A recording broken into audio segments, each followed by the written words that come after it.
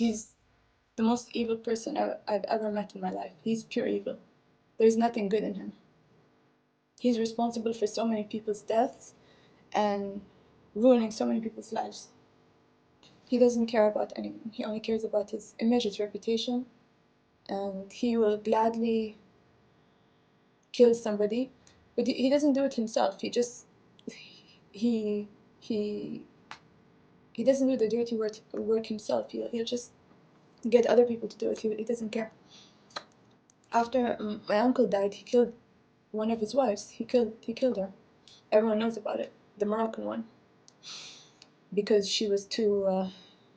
Her behavior was too outrageous. Behind the grand palaces, luxury cars, and glamorous lifestyles of Dubai's royal family, there's a story of heartbreak and unspoken misery. Sheikh Mohammed bin Rashid Al Maktoum, the ruler of Dubai, has a life that seems perfect on the outside, but his wives, living in luxury, actually face deep sadness and fear. On April 15, 2019, one of Sheikh Mohammed's wives, Princess Haya, exhausted of royal abuse, escaped to London with her children. She later filed for divorce, and on December 21, 2021, she succeeded in obtaining a settlement of $730 million and retained custody of her children. This is just one out of many sad stories of heartbreaks and frustrations going on behind closed doors of the Dubai royal family. But the question is, Sheikh Mohammed's wives harbor such deep resentment towards him, yet find themselves trapped in a gilded cage, unable to break free? Is the king of Dubai really an evil person? And how many wives did he actually have? This is the saga of Sheikh Mohammed's troubled marriages, a story that will leave you questioning the true cost of royalty. So all of this public image that he's trying to portray, human rights, he's the most evil person I've ever met in my life. He's pure evil. There's nothing good in him. And yeah, they tortured me. I knew how long it was because I had a watch. And they told me that your father told us to beat you until we kill you. That's his orders, your father's orders. The city of Dubai and its transformation is nothing short of a fairy tale. But behind the glittering skyscrapers and luxury cars, there's a story of a man who played a huge role in making Dubai what it is today. This man, 75-year-old Sheikh Mohammed, has been at the helm of Dubai for the past 15 years. From a young age, Mohammed was not like other children. Even though he was said to have grown up in a house without electricity, with over 100 people, including guards and slaves, Sheikh Mohammed had big dreams and even bigger ambitions. Welcome to Dubai. This is my grandfather's house, where my father and mother and us lived here. No electricity at that time when I was born, only these lights, you see? Oh, the lanterns? Lamp things. And no water. And this is also my grandfather. And that's my grandfather. Zimbabwe, yes. Lovely country. Did you have people just knocking on the door and saying, I've got a problem with my house, Yeah. Can you help me? Yes, but they don't knock on the door.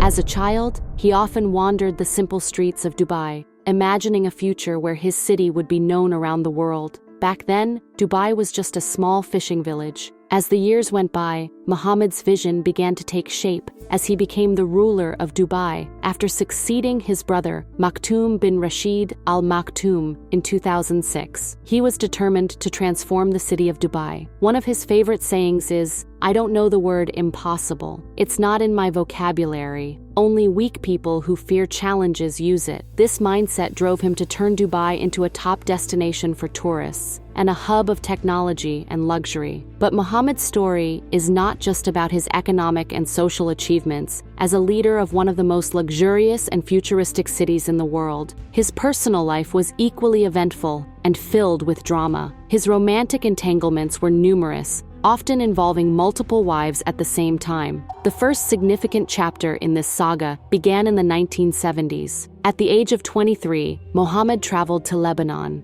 There, he met a young girl named Randa Albana in the vibrant city of Beirut. Randa was only 16 at the time, but there was an instant connection between them. They fell deeply in love and decided to marry, after which they left Beirut for London. In London, Their life together started with much happiness. Mohammed treated Randa with affection and even wrote poems for her, something quite unusual for a man of his stature and background. However, this fairy tale beginning took a dark turn after the birth of their daughter and their move back to Dubai. That was when Mohammed began to show who he really was. He became overly controlling and domineering, treating Randa as if she were a possession rather than a partner. Their once happy home became a battleground, filled with arguments and tension. The breaking point came when their daughter, Manal, was just 5 months old. Mohammed decided to divorce Randa. He threw her out of the palace and kept their child. Heartbroken and desperate, Randa spent the next 20 years trying to catch even a glimpse of her daughter. She would often travel to Dubai to plead with Mohammed to let her see Manal, even if it was from a distance. But Mohammed was resolute in his decision not to let the mother ever set eyes on her child. He refused every time and eventually barred Randa from entering Dubai forever. You can imagine the pain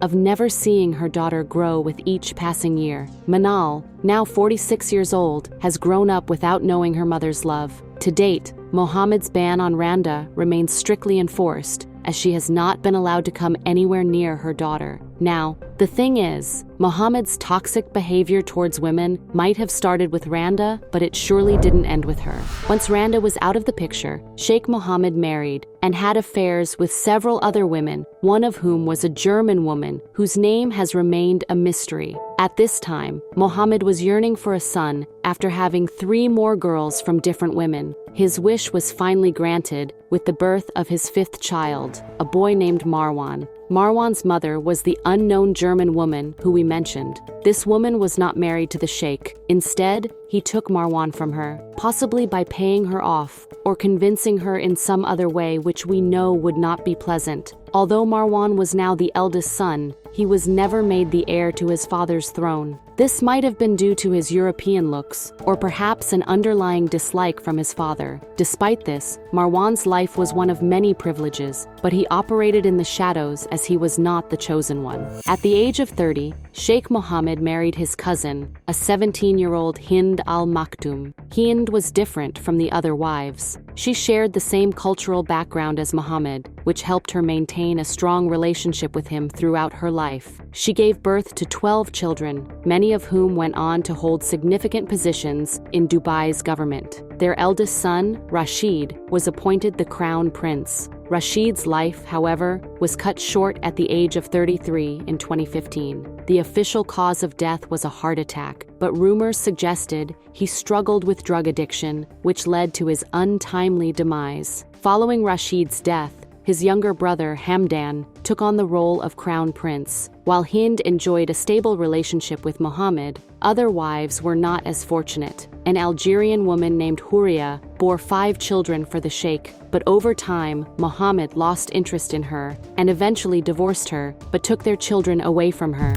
Similarly, Delilah, a Lebanese woman, had 3 children with Mohammed. After their divorce, she too was denied the chance to raise her children. Another intriguing story involves a Greek woman named Zoe Grigorakos. Zoe and Mohammed had a temporary marriage known as misyar, which did not require him to support her. They met in London, and soon Zoe gave birth to a daughter named Christina. Mohammed was unaware of Christina's birth, so she was raised as a Christian in Europe. Christina later moved to Dubai at the age of 16, where Mohammed officially recognized her. She converted to Islam and became known as Sheikha Mahra. As it seems, Princess Sheikha Mahra is currently Sheikh Mohammed's most favorite daughter. Sheikh Mohammed later married an unnamed Turkish woman who gave birth to a girl child named Ella. But after giving birth to Ella in 1997, she disappeared without a trace. Ella was granted the title of Sheikha and raised with the other children of Mohammed.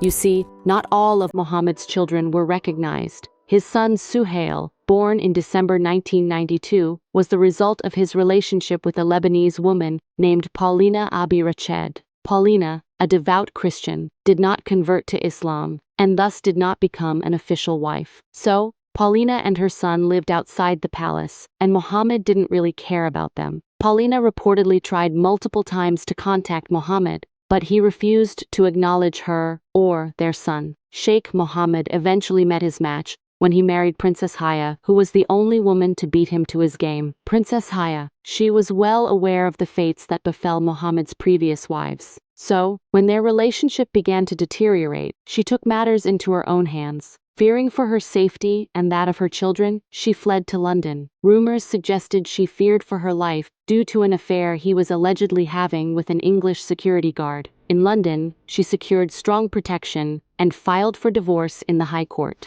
On 21 December 2021, Princess Haya was granted full custody of her children. The High Court ordered Sheikh Mohammed to pay a lump sum settlement of $251.5 million to Princess Haya, in addition to $5.6 million a year for each of their 2 children, and an upfront payment of $290 million as guarantee. In all these, one of the most disturbing stories is that of Latifa, one of Sheikh Mohammed's daughters, born to a Lebanese woman named Houria. I'm being punished, and I don't know what can happen to me and how long this will last, and if they decide to release me, like how my life will be. But I'm not safe at all. When Latifa was a baby, Houria was banished from the palace. At the age of 10, Latifa learned that the woman raising her was not her biological mother. At 16, she attempted to escape from her father twice, but was caught and imprisoned both times. So in total, I was in prison for 3 years and 4 months. I went in June 2002, and I came out October 2005. I don't know, do the math. But in 2003, for a week, I came out of prison. Since prison was not a normal prison experience, it was constant torture. Even when they weren't physically beating me up, they would torture me. They would switch off all the lights. I was in solitary confinement by myself totally. And there's no windows, there's no lights. So when they switched off the light, it was pitch black. They could switch it off for days. So I didn't know when one day ended and the next began. And then they would make sounds to harass me, and then they would come in the middle of the night, pull me out of bed to beat me, and it wasn't a normal prison experience by any means. It was just torture, and they didn't give me anything. I didn't have a change of clothes, so I wore the same clothes, and I would try to stay as clean as possible. But after the torture sessions, I couldn't even walk, so I would crawl to the bathroom to get water, to open a tap to get some water. I would just crawl on my hands and knees. There was no medical help at all. They didn't care. They wanted me dead anyway.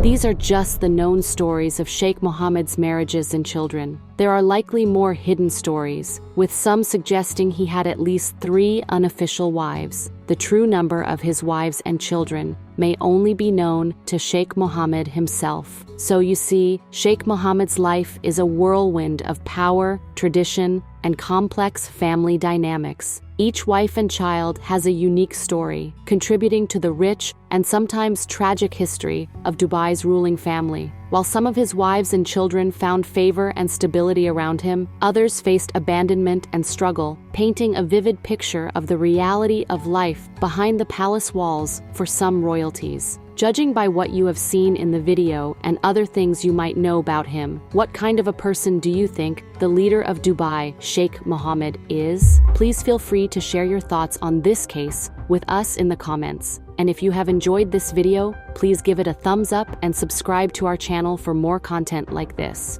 Thank you for watching. Until next time, stay safe.